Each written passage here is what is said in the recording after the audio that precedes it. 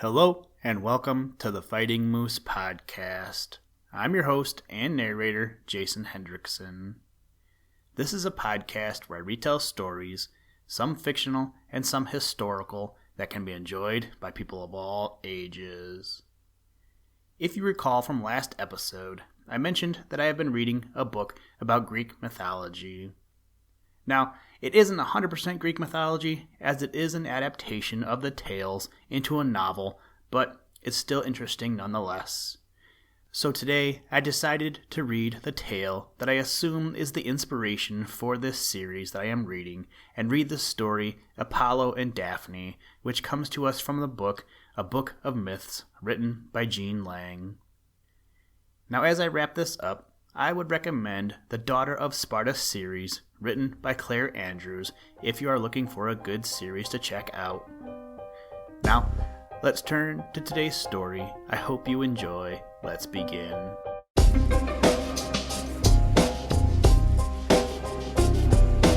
Liftoff. We have a liftoff. We choose to go to the moon in this decade and do the other things, not because they are easy, but because they are hard. Apollo and Daphne. I espouse thee for my tree. Be thou the prize of honor and renown. The deathless poet and the poem crown. Thou shalt the Roman festivals adorn, and after poets be my victors worn. Ovid. Conqueror of all conquerable earth, yet not always victorious over the heart of a maid, was the golden-locked Apollo. As mischievous Eros played one day with his bow and arrows, Apollo beheld him and spoke to him mockingly. "What hast thou to do with the weapons of war, saucy lad?" he said. "Leave them for hands such as mine, that know full well how to wield them. Content thyself with thy torch, and kindle flames, if indeed thou canst. But such bolts as thy white young arms can drive will surely not bring scathe to God nor to man." Then did the son of Aphrodite answer, and as he made answer, he laughed aloud in his glee. "With thine bows thou mayest strike all things else, great Apollo. A shaft of mine shall surely strike thy heart." Carefully then did Eros choose 2 arrows from his quiver. One, sharp-pointed and of gold, he fitted carefully to his bow, drew back the string until it was taut, and then let fly the arrow that did not miss its mark, but flew straight to the heart of the sun god. With the other arrow, blunt and tipped with lead, he smote the beautiful Daphne, daughter of Peneus, the river god. And then, full joyously, did the boy god laugh, for his roguish heart knew well that to him who was struck by the golden shaft must come the last pangs that have proved many a man's and many a god's undoing, while that leaden-tipped arrow meant to whomsoever it struck a hatred of love and an immunity from all the heart weakness that love can bring.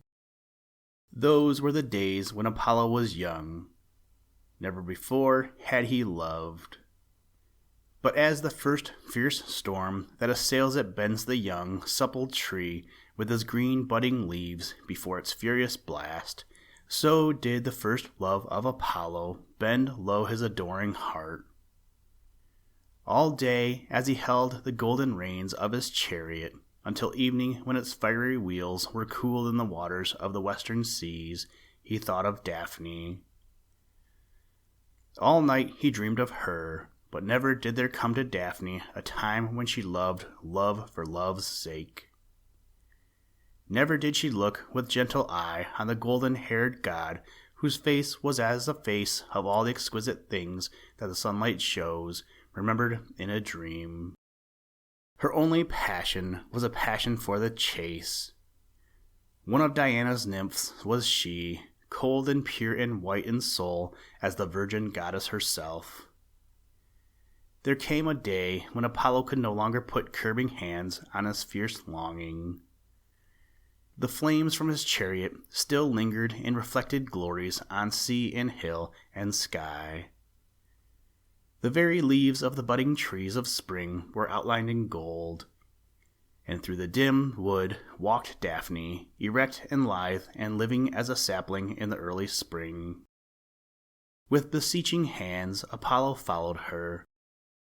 A god was he, yet to him had come the vast humility of passionate intercession for the gift of love to a little nymph. She heard his steps behind her and turned round, proud and angry that one should follow her when she had not willed it.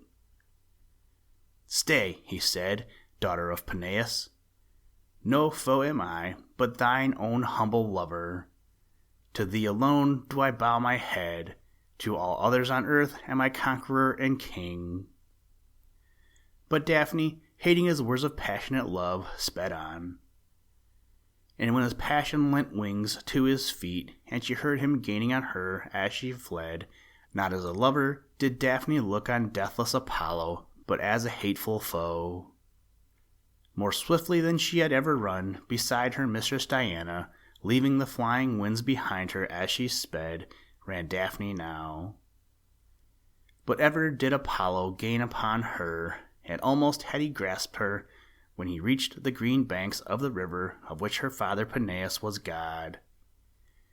"Help me, Peneus," she cried. "Save me, O my father, from him whose love I fear." As she spoke, the arms of Apollo seized her, yet even as his arms met around her waist, lissome and slight as a young willow, Daphne the nymph was Daphne the nymph no longer.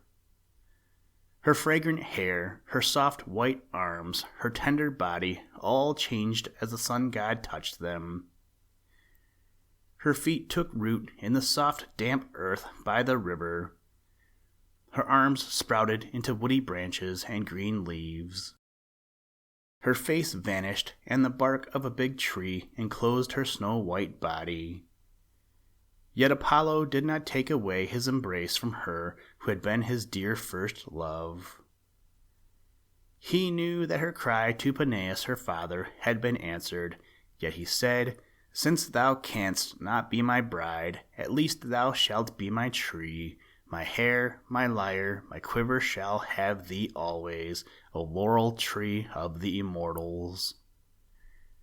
So do we still speak of laurels won, and worn by those of deathless fame, and still does the first love of Apollo crown the heads of those whose gifts have fitted them to dwell with the dwellers on Olympus.